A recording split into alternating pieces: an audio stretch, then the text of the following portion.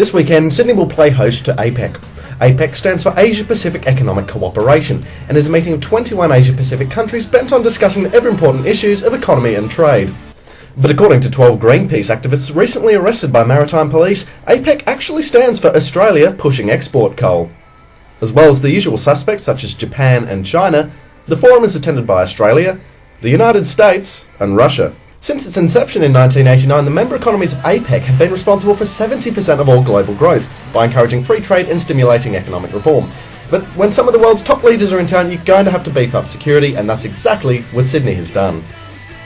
For the last week, workers have been assembling a 5-kilometre long security fence which stands about 3 metres tall and is weighted down by concrete highway dividers.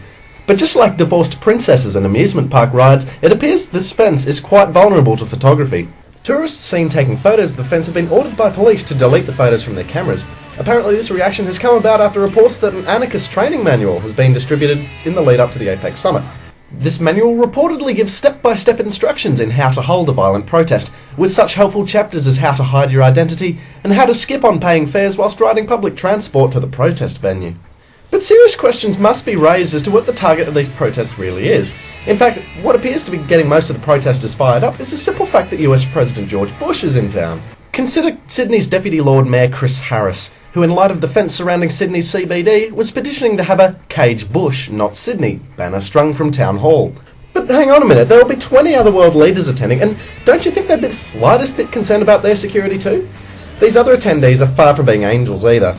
Consider China's President Hu Jintao, leader of a country which doesn't hold national elections, has no independent judiciary, leads the world in executions, aggressively censors the internet, bans independent trade unions and represses minorities such as Tibetans and Mongolians. What about Russia's Vladimir Putin, leader of a country which has attracted widespread criticism for its heavy-handed military actions in Chechnya and has recently resumed strategic bomber patrols with nuclear weapons on board?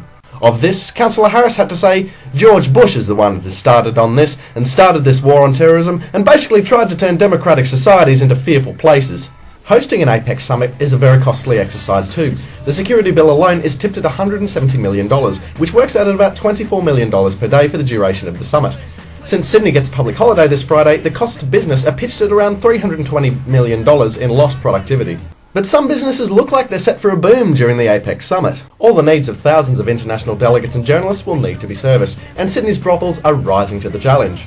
In the spirit of APEC, a rather well-known Sydney brothel offers some delightful menu options, including the presidential platter, with a variety of pleasures, and the United Nations, which consists of an offering of multiple women from a range of nationalities. For the last 2 weeks, Sydney's brothels have been fielding thousands of calls from potential international customers, inquiring as to the discreetness of the service. Indeed, it would appear that some of Sydney's best sex workers won't be enjoying the same public holiday as the rest of the city.